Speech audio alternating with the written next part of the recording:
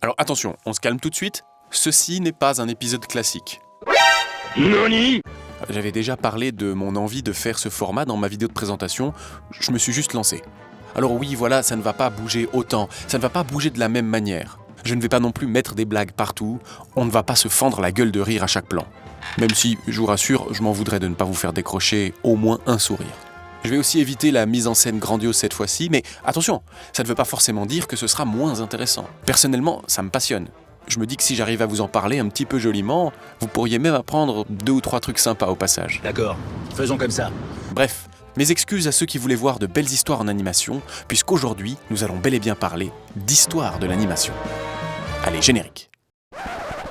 On n'a pas de générique, en fait, puisque c'est le premier épisode.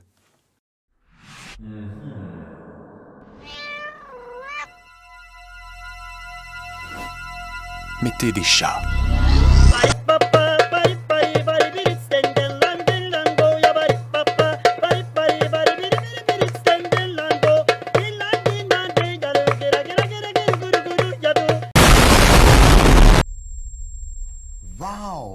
La question qu'on va se poser aujourd'hui est assez simple et pourtant c'est assez rare qu'on se la pose. Moi, c'est une question qui m'a frappé en pleine gueule à un moment où je m'y attendais pas. Allez, contexte, bim. Je suis en 3e année en école de cinéma, en train de présenter mon projet de fin d'études à un des intervenants de l'époque. Eugène Green. Oui. Green comment? Oh, super. Je vous passe les détails, mais ce qu'il faut retenir, c'est que c'était mon premier projet en dessin animé et que c'est une école où personne ne fait ça. Tension maximale. Bref, je balance ma présentation et en conclusion, l'expert me dit ça. Je sais pas faire l'accent espagnol. Je m'excuse d'avance. Oui, c'est très bien, mais pour moi, l'animation, c'est pas vraiment du cinéma.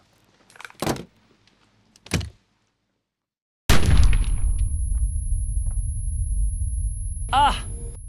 Mais c'est pas possible d'entendre des conneries pareilles! Là, en vrai, j'exagère. Je force un petit peu parce que vous n'avez pas le contexte, mais il a vraiment dit ça. En réalité, il voulait plutôt discuter avec moi de cette fameuse question. C'est quoi l'animation ?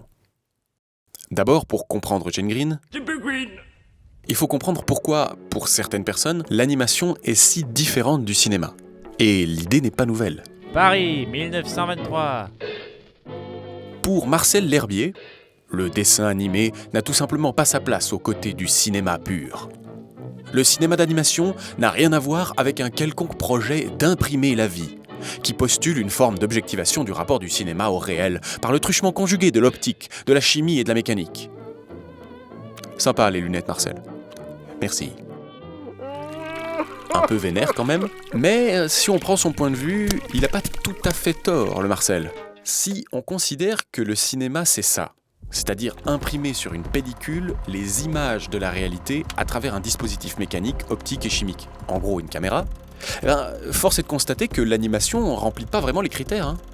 J'exagère volontairement pour l'exemple, mais on recrée la réalité qu'on veut, pas de pellicule, et puis la caméra... C'est quand même le royaume de la tablette et du PC, hein. PC Master Race.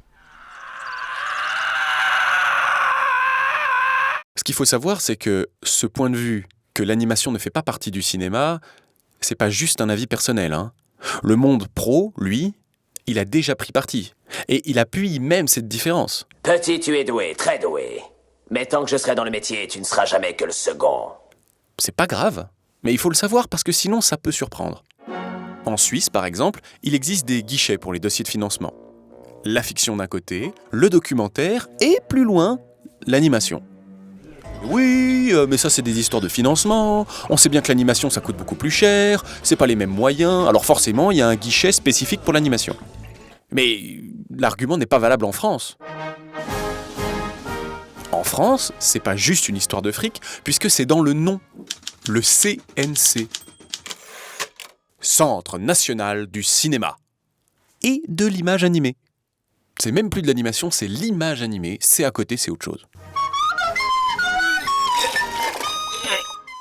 C'est clair, pour certains, l'animation, ce n'est pas du cinéma. Mais alors, on n'a toujours pas répondu à la question de base. C'est quoi ? Il existe un moyen de mettre un peu tout le monde d'accord, et pour ça, on va trier un peu les genres. On va définir les 3 grandes catégories d'animation. La première catégorie, c'est évidemment celle du dessin animé. De Disney à Miyazaki, en passant par 1001 manières de travailler, que ce soit sur du papier, des celluloïdes ou même avec une tablette graphique, le concept reste le même, vous recomposez le mouvement dessin par dessin. Ensuite, vous avez les malades du modélisme, les princes de la marionnette, la catégorie de l'animation qu'on appelle en volume.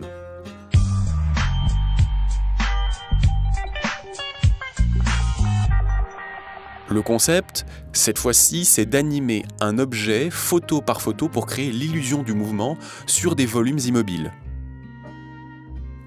Là, on peut déjà aller très loin, si loin d'ailleurs que l'évolution de ces techniques va nous amener à notre 3e catégorie, l'animation digitale ou l'animation 3D. Parce qu'avec l'arrivée importante de l'informatique, vous avez maintenant la possibilité de faire exister vos volumes, vos objets, dans un univers complètement numérique. La lumière, la forme, la texture, toutes ces informations deviennent alors des valeurs codées que l'on peut modifier à loisir extrêmement facilement. Les informations de mouvement que vous allez donner avec votre souris dans le programme à votre marionnette 3D de Shrek par exemple, elles ne seront pas différentes des questions que l'animateur va se poser en faisant bouger un personnage comme Wallace ou Gromit.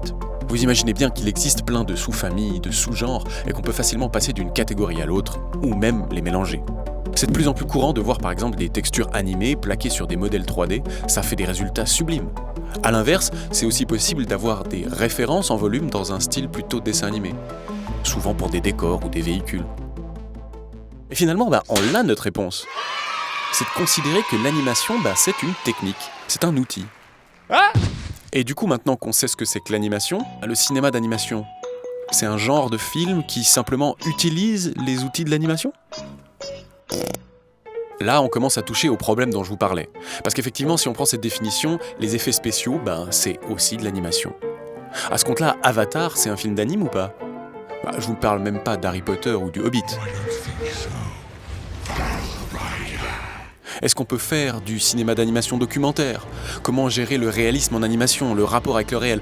Bref, on n'est pas sorti du sable, mais tout ça, je vous ai dit, on pourra en reparler. Faire de l'animation, ce n'est pas imprimer ou capter le réel. C'est le représenter, c'est le faire vivre. Bon, et puis au final, pourquoi faire compliqué puisque étymologiquement c'est très simple ? La réponse est dans le nom. Animer, c'est donner une âme.